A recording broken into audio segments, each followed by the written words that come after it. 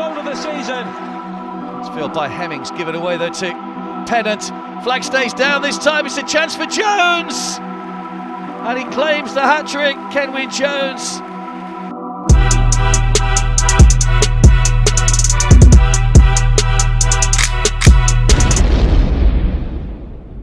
Welcome to Bias Brothers. This episode, we have a special guest. Just to highlight some of his achievements, he originally from South Trinidad, former St. Anthony's Intercol winner, former Under-17 2001 World Cup player and two-stopper, former Southampton, Sunderland, Stoke and Cardiff City player. He scored against Manchester United home and away. Nephew of strike squad player Philbert Jones, former national team skipper Kenwyne Jones. Kenwyne, welcome to Bias Brothers. Also, not to forget, TTFA Player of the Year in 2007, 9, 11, and 13. Welcome to Bias Brothers, Kenwyne. How are you? I'm good, even though something's still missing, but I'm good. That's a real long CV, but nice to be here. Yeah, it's still have quite a few stuff missing, but that's all right. Like I say, here half an hour here, just calling out achievement. But thankful to have you here, and it's a big person to have on the show. Basically, just based on your experience in playing in the Premier League, the last Trinidadian player, to my memory, that we had in the Premier League. That's an achievement in itself. So basically, thankful just to have you on the show. So we're gonna get things going by also just going back to might be a sad point for you. We just want to talk about the impact the impact on your career, probably of Nigel Grovsner, rest in peace. Probably as a young player and then as a new-turn coach with QRC over the last few years. Do you want to just give us some information on that and how that went? Well, at this point, it's not about sadness for me. You know, I'm happy, I'm blessed that I had the opportunity to come up under such an influential, strong, caring hand in Coach Grovsner. He was a major influence, especially for myself, and I could comfortably say 1,000 others. You know, he's been influential in their lives in all big matters, I would say, because not everyone is destined to become the professional footballer. Is something very hard to do. But I know he would have made a big impact in steering a lot of young guys on the right path and even pushing them onto being successful, whether it be in sports or in any other career that they choose. You know, I've seen it firsthand where he's brought guys who in society are supposed to become a statistic and change their lives around to the point where now some of them are doctors, lawyers, that type of thing, you know. So he was very influential to all our past brothers from St. Anthony's, and even people who didn't go to St. Anthony's. They have countless stories of his influence and his infectious nature and the hand that he had on them. So it was a sad moment, yes, at the time that he passed, but also there's a lot to revel in his life, being here on this earth for 61 years. You know, I think he fulfilled his purpose, and that is something you know, I would love to be able to emulate, fulfilling my purpose. You pick up any coaching tips or anything from I was working with him as a coach? He wasn't a coach per se, you know. He was what they call in the modern world a man manager. He know how to pull you out from the depths. He know how to get you fired up, how to get you going. You know, most of the players that he had have natural ability, but that willingness to work and to dig deep and to keep pressing on is something that he could have, you know, pulled from anywhere and influence anyone to be able to do that. He's a person that you would go to war for. So one of those that for me is one of the most important tools, because I would have gone on in my life to play under managers that should have had that in their arsenal for different players to different situations. Even myself going on to lead, lead in locker rooms, lead the nationally senior team, lead the under 20 national team, lead the national under 23 teams. In my career, I is something that you have to develop as well. Being able to get the masses going, to get the troops to pull from the depths when it seemed to not have any more. So is one of his biggest qualities, and it's something that I try to emulate throughout my life. Okay, no problem. Well, you touch on the national team. You had a full career that most players probably don't have in terms of at the intercal level, also at the under somethings, and then also transition into the national team, the senior national team. But we want to take it back to the under 17 World Cup in Trinidad here in 2001. How was that experience? How was that playing in a different position from your senior national team career? How was that euphoria playing in Trinidad in front of the home crowd at such a young age? Well, it was a milestone, I would say. It was the culmination of that level of football for me. Um, Playing in school and intercol and that type of thing, you would have had what you thought was a big crowd. But it's only when I joined the national under 15 and we started touring and going to different countries and playing their teams in front of their crowds. That is when I started being exposed to those type of 40,000 numbers, 50,000 numbers. So playing in front of the home crowd for the tournament was the culmination of all of that. It wasn't an overwhelming thing for me because, like I said, the build up towards that I think was very instrumental in being able to handle the moment. Of course, you're going to have some news you know when you're in the tournament and in front of your home crowd, but at the same time, it's something that goes away once the game starts. It was amazing. It was an amazing experience for myself and for my other teammates to be on that type of trajectory to reach to partake in a tournament like that because we didn't have to qualify being the host of the tournament. But at the same time, is something I believe that stoked my fire even more to continue to press on to achieve the professional career that I had. Okay, no problem. But back then you was playing for Supper, I believe. You Well, transitioned to in the and I always have to clear this up for people. In that tournament, or 3 months before the tournament, I learned to be a man marker per se because in those days they used to play 3-5-2 with the sweeper instead of a yeah, flat back three. yeah. So I was one of the man markers at that time. Before that time, I have never played defense in my life. Mm-hmm. So um, we got rid of, well, the federation got rid of the Nigerian coach that we had and brought in René Simoes, the Brazilian coach, 3 months before the tournament, and he wanted tall, big defenders. So the tallest out of the lot, with the most skillful, with the most understanding, he put us in the back there. But every time he would put me in the back there, when I go back to school, I'm going back to my normal midfield and striking position. It was not defending, wasn't something that I liked.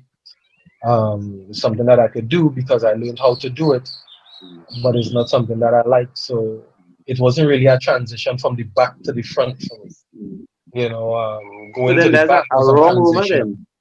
then. It is wrong because people saw me on that stage of the under 17 at that tournament because it was the biggest tournament playing that position. But anybody that knows in school, I never touched a defense position. That Yeah. wasn't my natural position. I So, but was always the playing rumors were midfield and that you striker. started playing center forward in England. So glad you could actually get a chance Abs- to ask the clear up. no, absolutely not. But the thing is, I would say due to my ability to learn positions, I did that for under 17. I did it for under 20.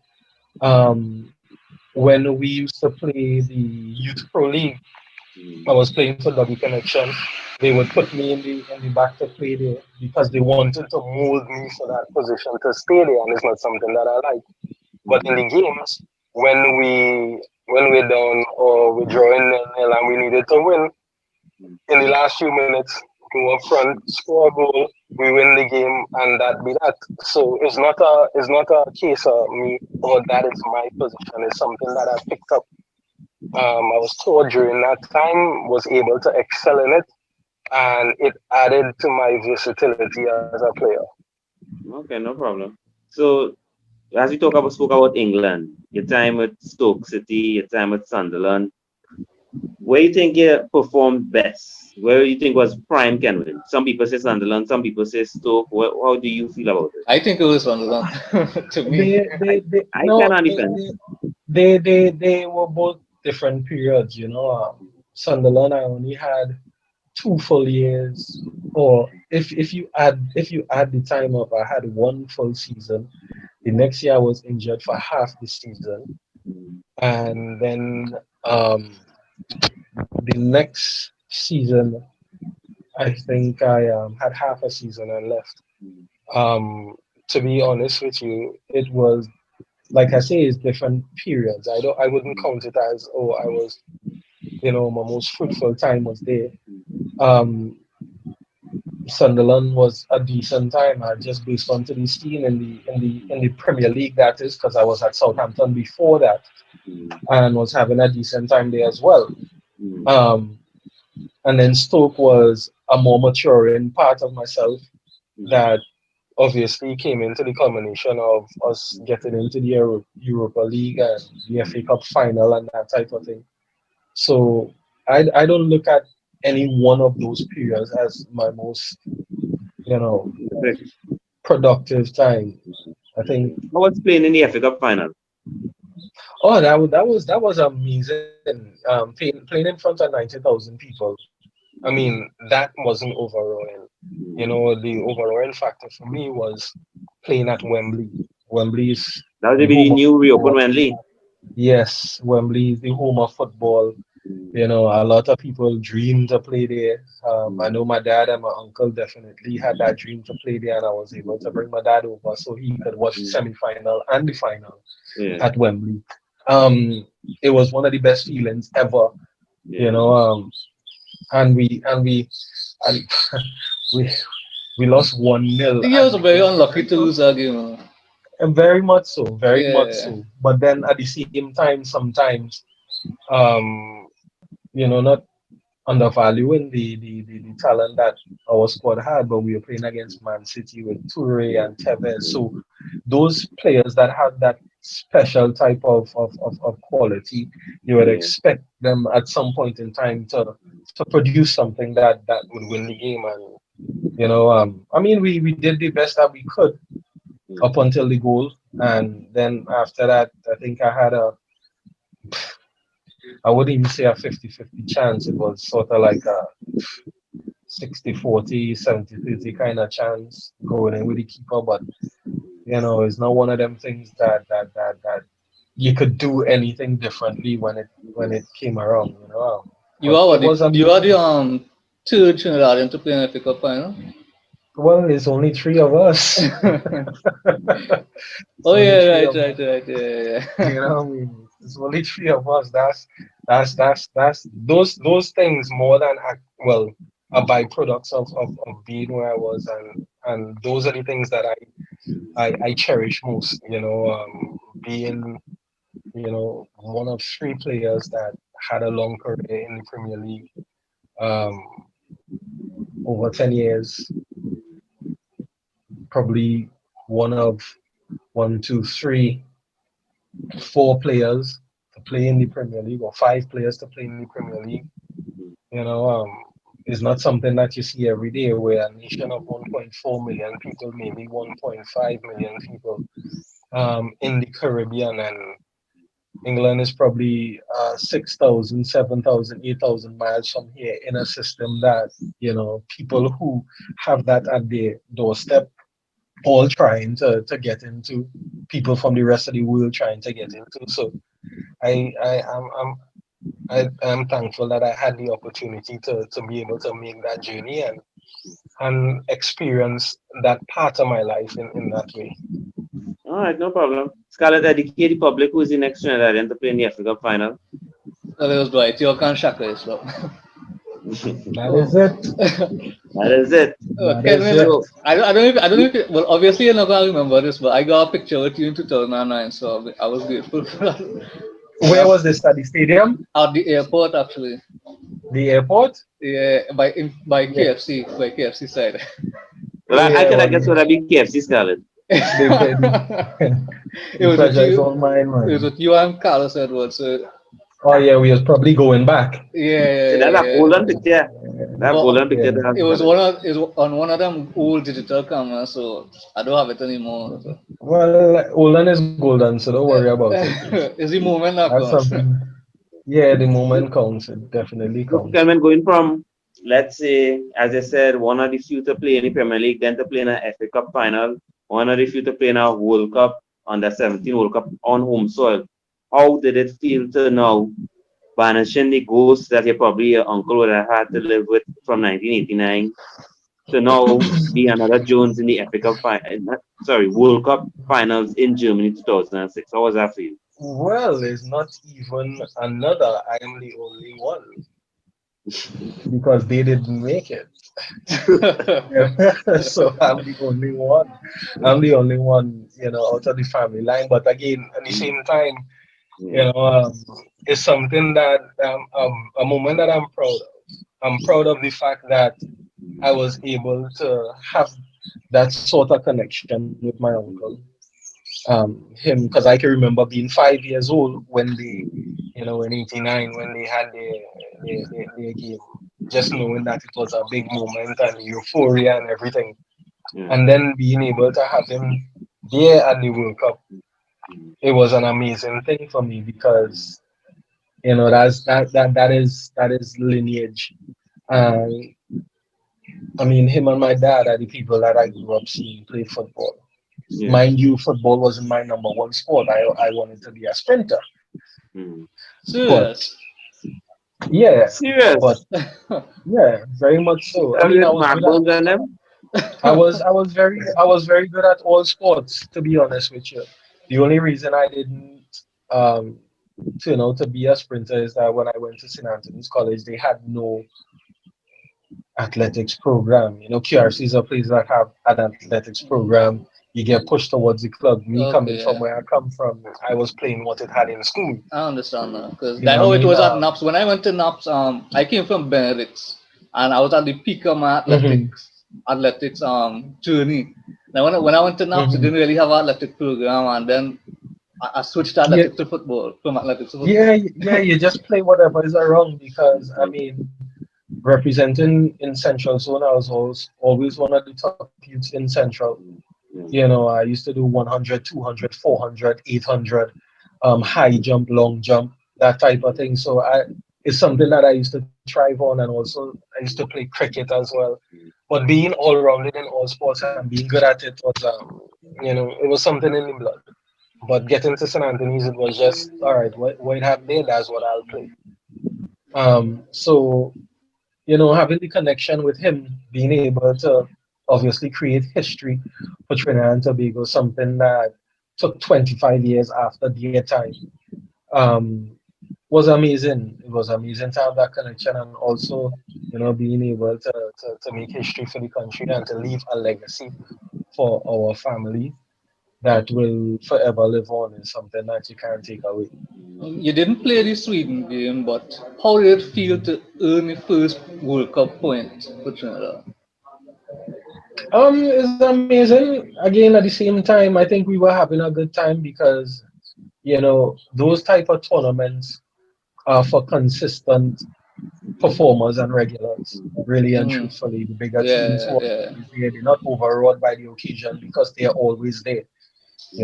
For us, the experience of it, though we wanted to, yes, of course, win a game and that type of tournament takes a certain know-how, I would say. So we were fresh to the party. but also very happy to be able to participate. And for a lot of the players, some of the competition that we were playing against, players that we were playing against, is some who you've been rubbing shoulders with, but at the same time, is a different unit, is a different atmosphere. So it was great. It was great to get the point. Amazing feeling. And, long may that live on. But hopefully we'll be able to qualify for another World Cup in the Yeah. future. All right. It was 80. I think it was 80 to 82 minutes. We held England scoreless. So where do you think we could have probably tweaked back then to kind of grind out the result? Or do you think that was destined that we And, had to lose that game? and it's not a fact that we were destined. Like I say, the regulars, the teams that know how to win at that level of competition is something we didn't have because we're not accustomed. We're suffering from not accustomed in Trinidad slang. But England does have a tendency to like slip games against smaller teams. They will slip, but at the same time, quality outlasts quantity. So the quality of players that they had in their team is something that you cannot deny. And the only thing that could have stopped them from winning the game is them switching off, which is something that they couldn't allow. Obviously, for Dwight, he had a lot of friends there who he was playing against. His peers at that time, I wasn't in the Premier League yet. I was still in the Championship with Southampton. So and Shaka himself as well. Yes, Shaka was at West So Ham at the time. yeah, so they Let us play Jordan in the final, correct? Yeah. yeah they accustomed, they know the type of quality. For us, we're trying to find our feet and to do the Mm. best we can because, like I say, it's a stage where we're not accustomed being, and our quality was not as great as theirs. No disrespect to Trinidad and Tobago, but it was not as great. So we did the best that we could at that point, and you know, I think we gave a good account of ourselves. But that was Yeah, that was that was life off the pitch at the World Cup. But how was life off the pitch in Germany? How did people treat Trinidad as a nation and as a team? Oh, it was great. Of course, you had scores of people coming over from Trinidad and mixing within the town. Us being infectious with our culture, we had the whole place singing soca. Um, I mean, you could tell the kind of influence that our fans had on the places that we played. And of course, you always have people buy a hotel because, again, just like for us, playing the game is a historic moment, is a euphoria. It was like that for the fans as well. It's something that some people thought they would have never seen in their lifetime because we had close calls back in 73 and 89. And now that we made it in 2005 and get to the World Cup in 2006, people were just excited. all So right. in a park, you have people singing. A woman come down from India with Chris Garcia. You have Germans who just whine into soca they never hear before, and they just enjoying themselves. And I'm happy that we were able to display our culture and our people on in a different country to that extent. Okay, so you spoke about the Premier League, we spoke about the World Cup. What do you think the nation of Trinidad and Tobago is missing that we could get? I know we have a number of hopefuls that we could get another player into the Premier League. And what do you think we need to do to get Trinidad and Tobago back into our World Cup contention? Well, to be honest with you, I think culture has to change. Our culture of how we work, our culture of how we attend to that work, our culture of how we do administration. I still believe it is my opinion that still Trinidad and Tobago, we are not fans, we're not fanatics. Also, I know a lot of people, being around, a lot of local players and whatnot. I still don't think that people have the mentality like as if this is do or die. And I think also society has a part to play because I don't think that we respect sport as a career.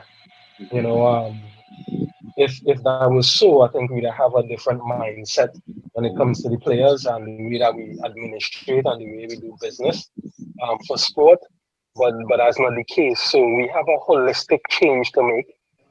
Everyone has to play their part. The football, the coaching, the administrators. Because a lot of people would say that we need more transparency in our administration, more accountability, that type of thing. So I think it's a holistic thing that needs to be done. Also, I think people need the blueprint of how things should be set up. And we're not talking about the national teams. Your national teams reap the products or the produce of the clubs around. So if your club is playing at a low level and the best players who are playing at a low level, when they get to the international stage, we're not going to do well because Because if the you're level accustomed of our performing and winning a competitions are game at low. 60%, when you go on the international level, you can't give that same 60% You effort to can't win a do game. you can because all the clubs on the international stage, they are always playing at 110% every time. So when they go and meet their national teams, it's only right that you go there with that level.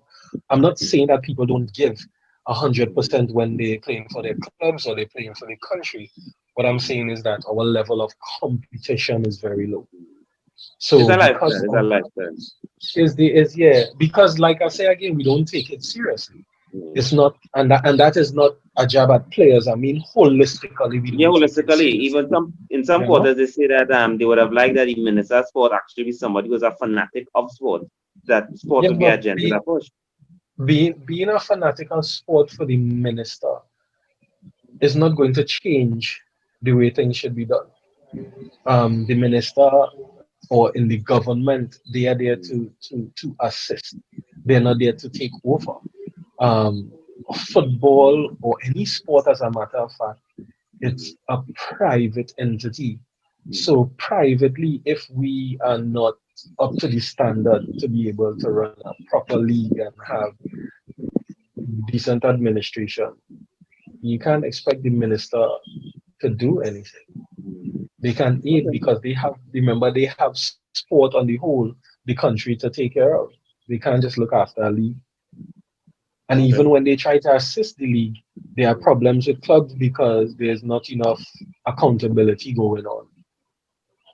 So if that's the case, how are we going to get better? The Or people was in the it private sector need to do better.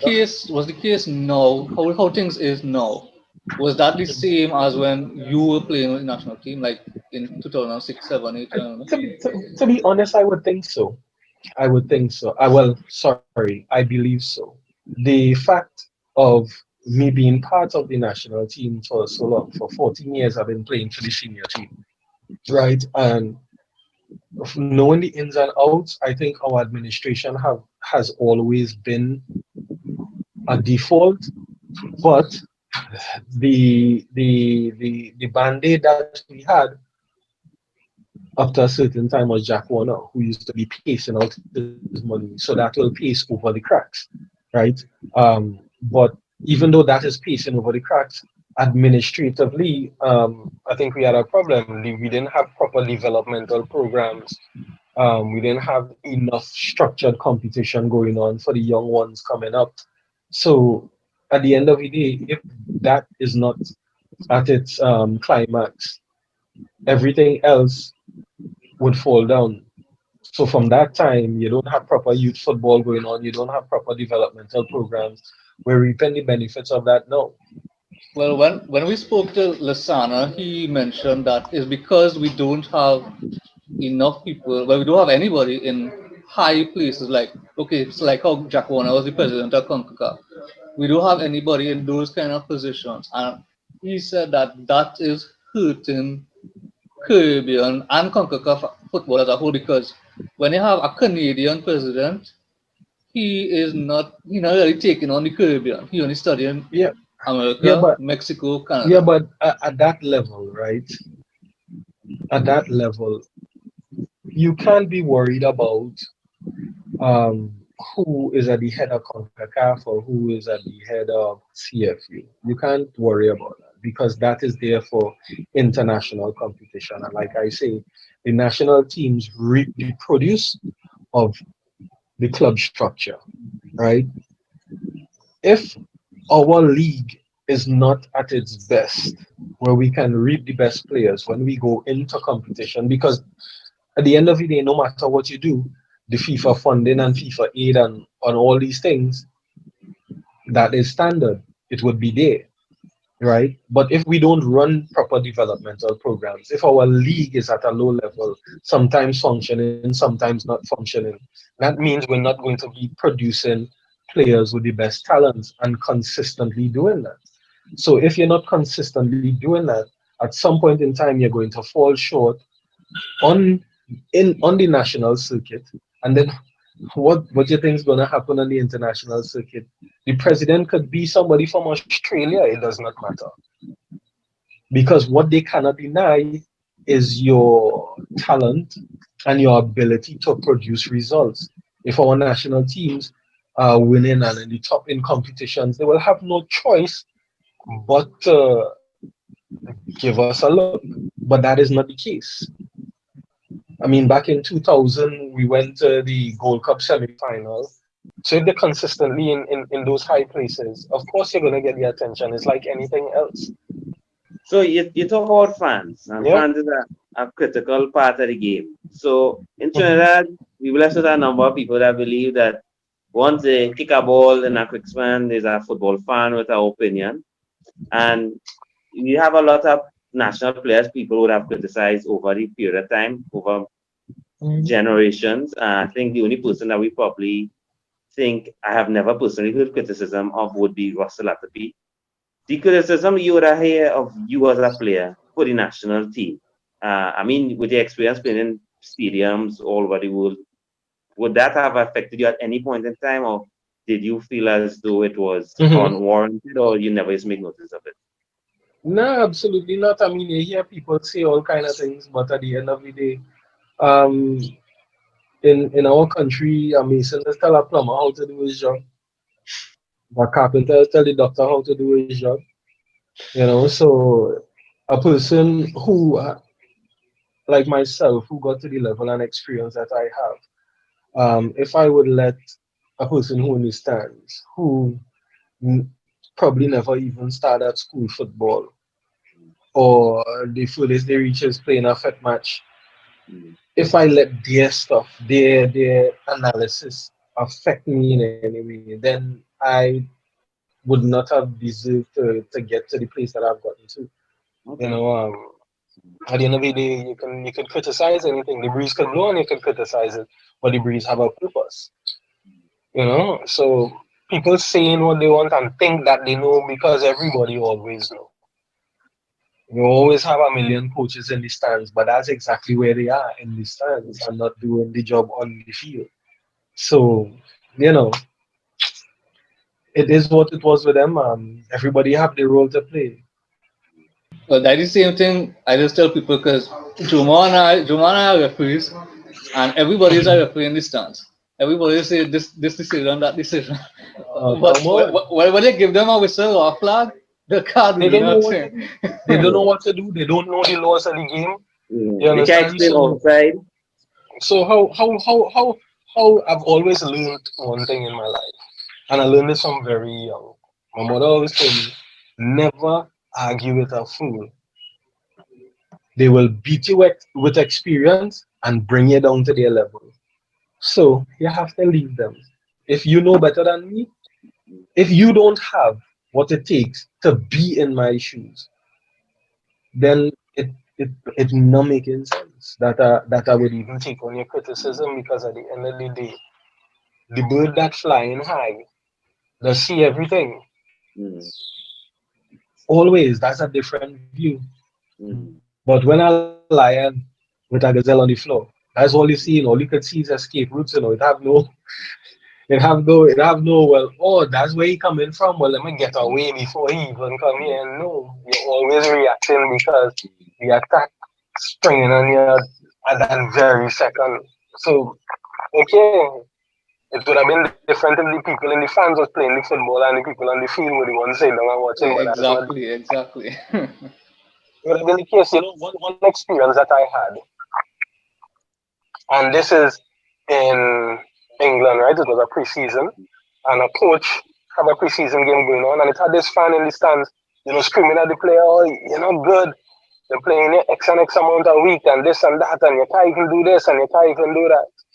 And the coach stopped the game, told the equipment manager, "Go and get some kit and a boot, and give it to that fan, and tell him come out and play." It wasn't even 5 minutes before that fan said, "You know what? Nah, good.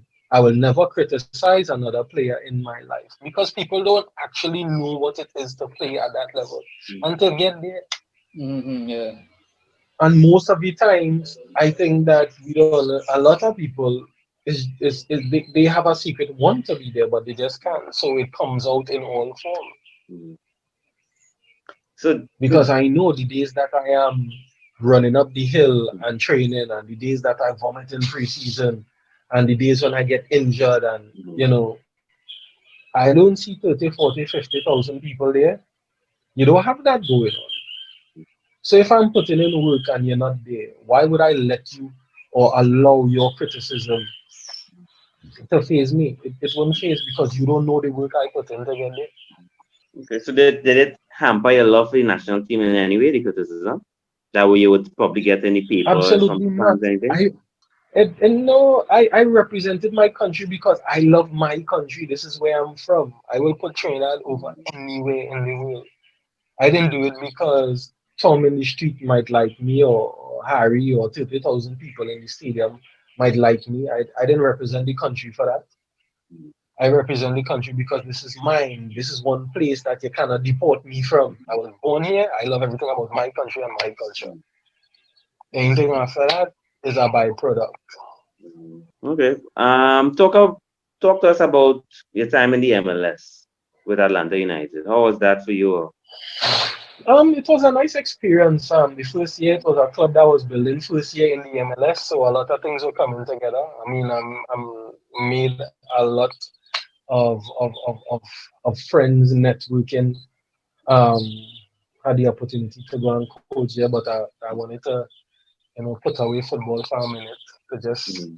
relax because I've been doing this for 17 years Mhm. non-stop. So I needed at that point to just relax. But it was good. I mean, the culture and the atmosphere of football pretty different to where I've been before. But it was a learning experience for me, a welcoming experience because at the end of the day, I've always had the thought that football should be a life experience for me. I know where I'm from. I know where I'm going back to. So anywhere that I visit in between that, enjoy the experience, enjoy the fruits, and then when it's over, head back home. Well, So, you talk about different experience from England. You had a spell in the UAE and scored a couple of goals there. How was that experience? Yeah. I went on loan there. Had a part. Had the opportunity to play in the Asian Champions League. Um, won the UAE FA Cup over there. Helped the team come from almost in relegation to finishing, I think, third or second or something like You that could in the tell us league. what you could tell us what team it was. I can't remember what team it was. Al Al Jazeera? Al Jazeera, Jazeera, yeah, Al Al Jazeera. Jazeera FC. Yeah, it was a nice experience. I mean, it was hell hot, I would say, but it was a nice experience. We'd be training at 9, 10 o'clock at night, and at that time it's still like 30 something degrees. But as the cooler part of the day, Mhm. going to sleep at 6 o'clock in the morning because I don't have training till 10 o'clock in the night. It was a weird time zone. It was a weird timing for everything. I guess because of the climate, but that in itself too was a very nice experience.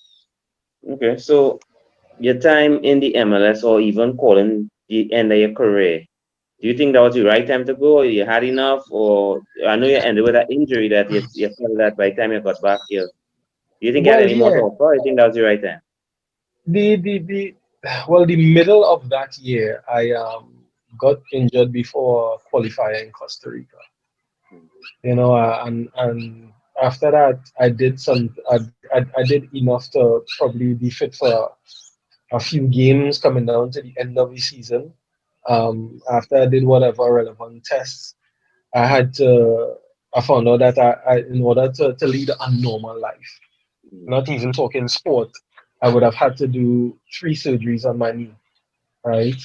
And at that point, it wasn't a scary thought because I was like, you know what, I don't want to do surgery again. It would have been the second surgery, and that type of surgery, I would have been bedridden for probably like 2 months, and my recovery time was 16 months, a year and a half, um, to recover. And even if I did take that year and a half at that time, I would have been coming back out, let's say 35, 36, or something like that. I think that I've achieved way more than I was supposed to, being where I come from, knowing that, is a 1 in a million chance for you to get to that point. So I didn't have any qualms about, calling it quits at that point. Yes, I have a lot to offer, but sometimes, the more you have to offer is not actually being the one on the field, it could be the one on the field. You understand? So I was already doing that for a lot of years in my career in the national team and in clubs, helping players around me, helping younger players, that type of thing. So it wasn't a big deal for me to say, well, at that point here, that's it. It's not that I was missing anything out because I am contented and I'm pretty happy with the career that I've had and the things that I've experienced. I don't think I was missing anything out. So I call it quits. I was at peace. I was at Okay. peace with it. And Okay. trust me, and up to today, I don't miss it. Really? No, I don't, because again, people don't understand. I don't think that people understand how hard football is. Football is not you thinking, yeah, well, I go in the park and sweat. From the time that I left this country and got to England, after my first week of football, I understood that football is a job. You know,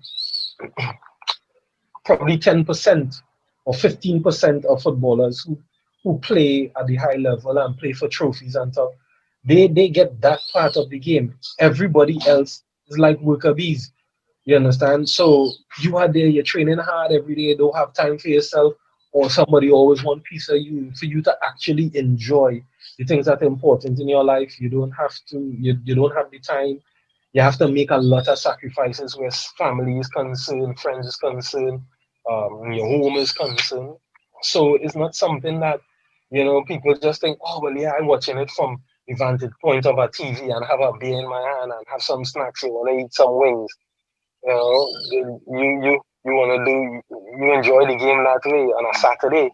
But when that person comes out to play on a Saturday, that's like the ending of a very, very, very tough week. And still, it's human beings, just like you, when you get up in the morning and you go to work and you have to deal with Jane and Tom in them cubicles over there, and you might not like that one, and your boss stressing you, and oh gosh, I had this work to do before then. All of those stresses that you get in your job is the same thing that you get in football. But a lot of people wouldn't understand that because we are not at that level of competition in Trinidad. So that's why we can't take it seriously. But football is not a game.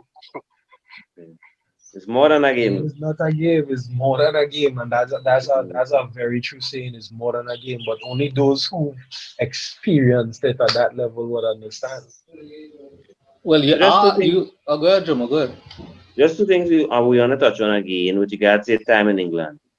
The Mhm. Kenwyne incident with the pighead. Was there Mhm. any truth to that? It was And finally, a lot truth in which regard? okay, so give us your story on that, and also the there were rumors that you were going to be transferred to Liverpool, Spurs, Chelsea. Which one of these clubs you were closest to join in, and well, how that experience All went? of them. Well, I'll answer the second before the first. I was very close to joining all of them. The first time I was supposed to go to Liverpool, um, got injured. In between that, I was supposed to go Tottenham. The club tried to do some underhand things to get me in trouble. So that deal ended up not happening. Chelsea, the same thing. The second Liverpool, me and a coach fell out when literally today, everything agreed, and just for the formalities to happen of transferring, making it official on the money, and basically me and him had a falling out, and it wasn't even falling out over anything. I just think that he was a bit prejudiced, and I'm not saying that just on the base of him not, you know, letting that transfer happen, because then he's the one that more or less made me go to Stoke in the summer of that year. You understand? Is because that was the type of person he was to certain players. And, I could call countless players, Trinidadian players, who've had that experience with that same manager. But that's neither here nor there. God knew the reason why I didn't end up there. So You all regret of not those transferring to one of the so-called top four clubs, top four, top six? yeah, And which team you think would that have been the best fit for you and your style? I would have liked you at Chelsea, um I would have loved I you would at have think Chelsea. Chelsea would have taken some time because they were already set in their ways, where the squad was concerned. Liverpool would have been very nice because twice Rafael Benitez tried to buy me, so it would have been a different mix, a different type of learning. But who knows? We could only if and at the point. The good thing about it is that I know for sure it was going to happen, but certain elements stop it from happening, pick up which Liverpool all the is time still. which is okay. Um, and on the incident with the pighead thing, is more or less they took things to a level where it was at less than humane, I would say. They were basically pranking each other, cutting laces, them kind of childish things. I wasn't involved, and one day they break open my locker and wrap my clothes in a pig head, put it in my locker. It's not a, we just play games sometimes. If a man slip, he leave his bag open or he leave something open, that kind of way. When you're playing them pranks, it wasn't that situation. I have a combination lock, they break my locker. So it's like, on a serious note, because they don't know my beliefs or where I come from or what certain things would mean to me. Um, Come in, ask the question, who do it? Nobody didn't want to say. I take that matter seriously. I went outside. I was looking for a sledgehammer. I didn't find a sledgehammer. I ended up finding one of them paving bricks. I bring the back inside and I asked to do it. A man passed by and whisper. And I went and deal with a man car. It's that simple. Um, at the end of the day, if they want to talk about pranks, me personally, like I said to them, if I am not going to do a prank and hide, I'm not a child. I'm the type of person that if you want to cut my laces here, that's okay. You cut my laces, we laugh about it, but I will burn your shoe in front of your face, and then we should be able to laugh about it. You understand? If you want to prank. But I wasn't involved. And after that, the most disappointing thing to me, I think, is that in the end, I got fined, I got reprimanded, and the people that was involved didn't get reprimanded, and it just opened up my eyes to the nature of the place that I was in. You know, because not a person of the hierarchy of the club ever called me one day to say, well, how this situation affects you, how you feel, this, that, the other.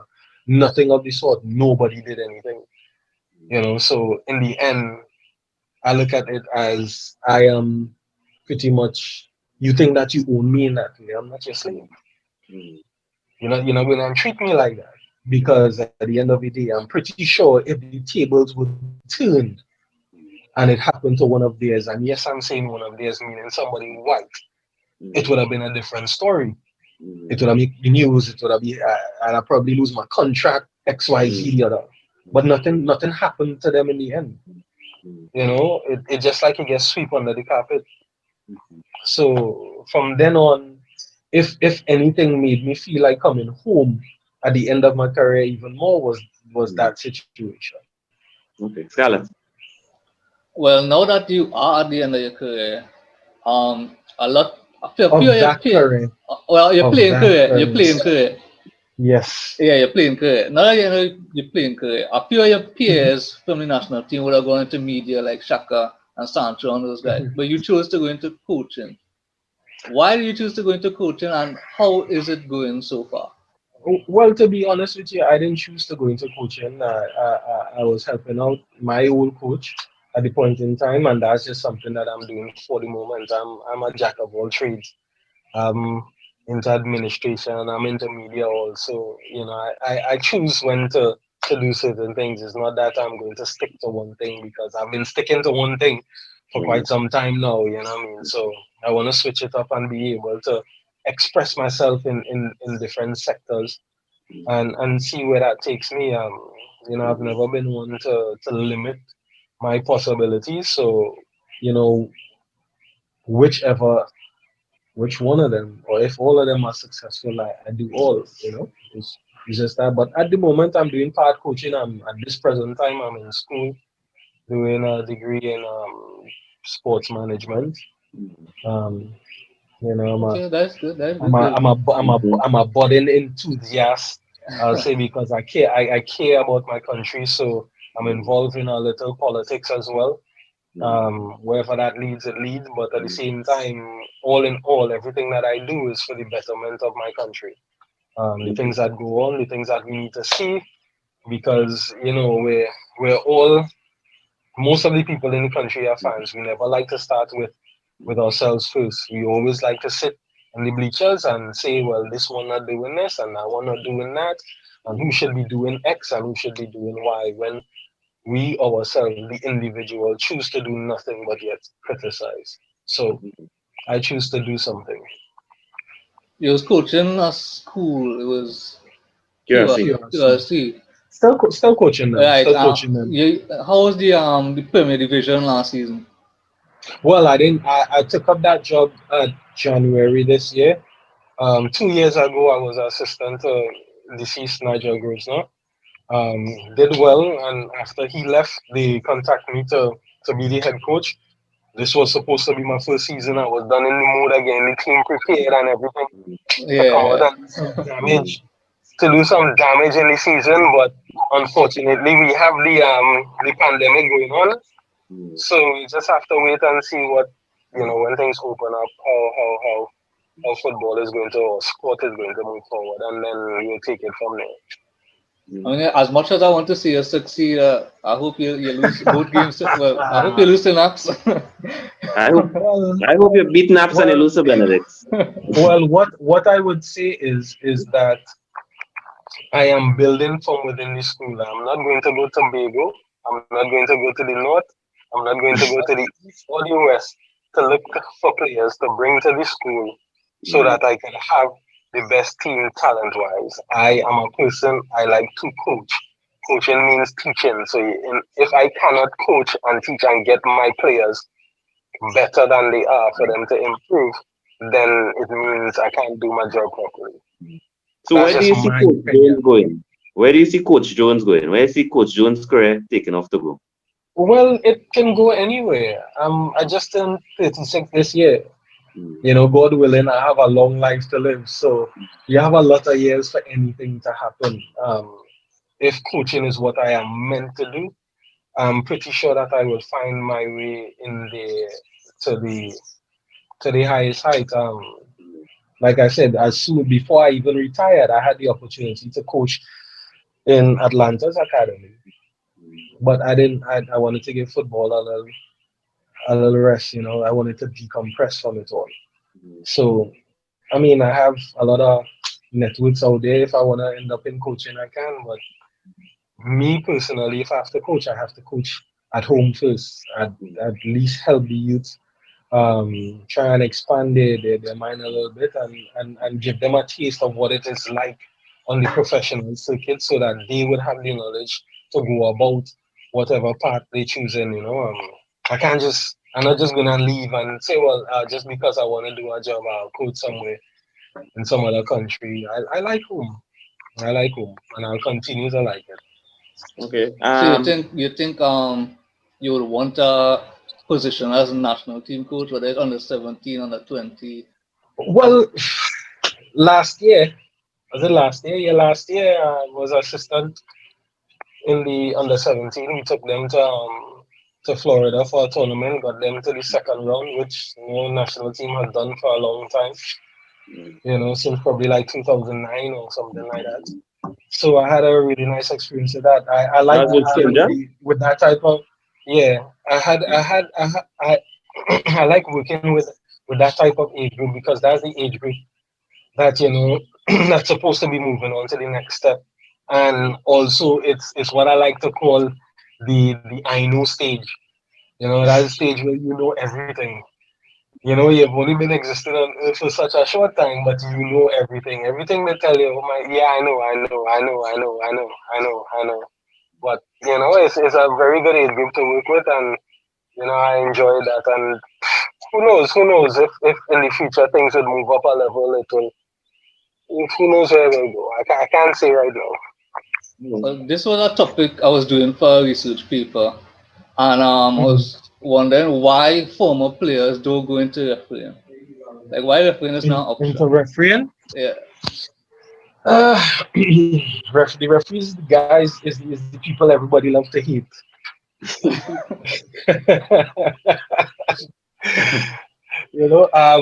Again, I mean, myself, I've had very good rapport with referees, in my professional career, even on the international stage, but refereeing was never something I looked at as being a, a career or even a pastime of mine. I'm sorry. That's not a good place to enjoy the game from. So just to ask another question, even after players after the game, we talk about Dwight, you're complaining about opportunities to not be a manager. Raheem Sterling Mhm. saying he looking at the executives, you don't see anybody looking at him. And even to touch Mhm. on your information from Glenn Whelan with regards to not touching one of their boys.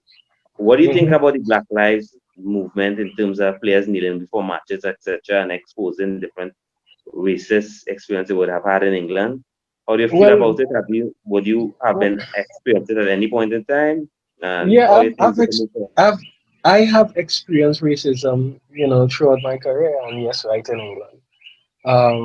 I have a very militant view towards the movement. When I say I'm not a person, I am proud. I'm proud to be black. I am proud to be where I'm from. I have never seen myself, even amidst the encounters that I've had with racism, as inferior to anyone. I've never, you know, sorry, just now What do you call it? somebody ring somebody in Yeah. bad time, and I apologize to the people out there. But yeah, I've never felt inferior, and never thought that I had to beg for a place. I believe that I worked for my place to get to where I had to get to. So a lot of these players now is a recurring theme for me. Yes, the players highlighting it, which they have to do. I believe in exposing them. But sometimes some of the rhetoric that I've seen from the older folks who've passed through the racism as well is as if they're towing a line because they still want to be able to keep their jobs and get opportunities themselves. I I look at it as for want of a better term, a black and white matter. At the end of the day, are you going to give me the chance or not? Am I good enough or not? Because you cannot tell me a player with Dwight York's experience and career and his coaching education, which I think he's going to do his UEFA Pro, which is the highest level of coaching education out there. You cannot tell me that so many times there's not an opportunity there for him, but yet still you will pass the job to Tom, Dick, Harry, or Jeffrey if Jeffrey comes into play. It is amazing that would happen. So it has to be But yet, something more than that. And then, even like with I say, Aston I've Villa, experienced it. I think he could get a job with Aston Villa. Did you know where in the Aston And Villa Academy for somebody let like me that? tell you something. Let me tell you something. People, again, and this is Trinidad and Tobago have a different viewpoint. Dwight is more of a legend at Aston Villa than he is at Man United. Agreed. That much I can tell you. Why you say Agreed. that though? Why you say that though? Worked. Career-wise. I've worked. What He man you got? played for Aston Villa from what 89 or 87 till 99. 80, I mean, yes, he won the Champions League and a few league 89 to titles and 98. FA Cup there, but Mm. he played for that. He played for that club for a long time. He is a legend over there. I've been through the halls of that place. I've seen his pictures everywhere. It's like a museum. So if you're telling me when Aston Villa was in the championship and he went to apply for the job and he couldn't even get a look in to be part of the setup, and then they tell all the black managers in England that you have to go and cut your teeth, you know, and get some experience. You might get a job at a League Two club or assistant with somewhere, but they never hire them for top managerial positions in Championship or the Premier League. Premier Why League. is that? What makes you so different? What make you so different than a Solskjaer? What make him so different? And I Zunioli. could guarantee because I've played under Solskjaer, he is a better manager than Solskjaer. So what does that tell you? It tells you a lot. Now, again, fans who on the outside watching it will say this, that, and the other. No, I'm telling you from being a person who's been in the midst of this. They are racist. As much as they might try to hold up banners and they might try to have um, movements Kneeling before going the on, game. and yes, we want to talk about this. They're not doing anything to actually change it, because at the end of the day, doing something means making a decision. It's an action. It's not talk. So you can talk and come up with the ruler programs to educate people, but if I am the owner of such club and I don't take action and say yes, I'm going to hire you, then nothing is going to change then. So they could come up with black, Asian, minorities, whoever, whatever groups they want to call it. They could come up with any kind of group to appeal for change. But it's not going to happen. Because at the end of the day, for you, if you have to get bread, you're not going and say, you know what, Ole, we need to get bread, Why nobody not going and get bread? Maybe we should come up with a plan so somebody could go in the grocery to get bread. No. Bread, you're hungry, you're going to get up, go in the shop, buy it, bring it home. That's the action. Because the need for it is there. So if the need for black managers is there, it ain't taking nothing to give them the same opportunity. But at the same time, like I say, they are racist. Because even though in some of them in their lives, in coming out and saying, well, I don't like black people, or in have a racist thing to say, their subconscious thought and action, because of what they have been taught all their lives and how they view us, always says differently. Interesting insights for the man himself. Interesting insight. Hey, Kevin, yeah, give us more than we expected. Too I much. mean, we could talk Even all you day, carry us, man. you do this whole day. You carry us to places we didn't think we'd reach. No, Also, well, I mean, I can. If it's one thing I've tried to be during my lifetime is truthful of experience. You know, I don't. There's no more fame that I can gather by making up a story. the only So I'm point is happy here the that Premier League we all. for us to get that kind of insight, whereas we just see the TV and the crowd and the passion and all these things they try to sell it to get this kind of insight from Yeah, yeah. Well, I mean, it's like the girl on Instagram. You see the girl on Instagram that looking real hot. Is the filters, the lipstick, is the whatever else, the surrounding, all that kind of thing. You know. But when you bounce it up in real, it's a different story. You'll be like, wow, no, that is not you from the picture. That it gotta be a mistake. I like You that, know, you know. a good one. it's exactly how it is. It's exactly how it is. All right, well, Oh, we just want to take the time. before we Jigga go, jaga. I just want to say that I had the honor of watching you play live. I saw you in Trinidad against Panama for 2018 World Cup qualifiers Ah, At Easley. The one there mm, Romalino Yeah. score. yeah, Yeah, yeah. yeah, yeah. I watched you Yeah, play yeah. live, and it was an honor. It was an honor. Yeah, yeah. Well, We th- I'm appreciative of that fact. I'm appreciative of that. yeah, we thankful Not for his service for the national team. We you appreciate don't it. really you don't really get that too much, and then too, that's not something that I really live on. You know, I'm not bothered by that. I'm happy to get up every day and be able to see the sunshine. And give thanks for that too. Because at the end of the day, in 10 years' time, I may be forgotten. It's somebody else they have to worry about, or they will fanaticize. You know what I mean? So, I'm thankful for the time that I played, for the things I was able to do, and the impact I was able to have, and long may that continue, because football is something that is ever producing, ever living, and will continue to recycle and regurgitate players. So hopefully in the future we'll have a lot more Shaka Hislop, Dwight York, Carlos Edwards, Russell Latter, Peasley, Anson Lewis, Philbert Jones, and the list goes on and on. To talk about in the future. Okay, we just want to thank you for taking your time out from your day to come on to Brothers. So thanks Appreciate for a it. lot. We Appreciate appreciate it. it. Yeah, Ken, it was nice. Yeah, no We'll problem. All you do, all you think. mother. I'm happy that all you decide to do something of the sort, because at the end of the day, you have to think outside the box. And Yeah. for the people that don't know, it's good education for them, Yeah. Mm-hmm. regardless. So they keep doing things. All right, Cameron. Thanks for all the time. Enjoy the day. All the best for the All right, coaching. dude. Make sure your Oma beating naps, eh? But Yeah, for sure, for sure. but whatever All happened, right. Benedict's I will take. But you have to Yeah. beat naps. Yeah, I mean, I beat Bandits at KRC 2 years ago. We hit them 4 up in KRC. So Ah.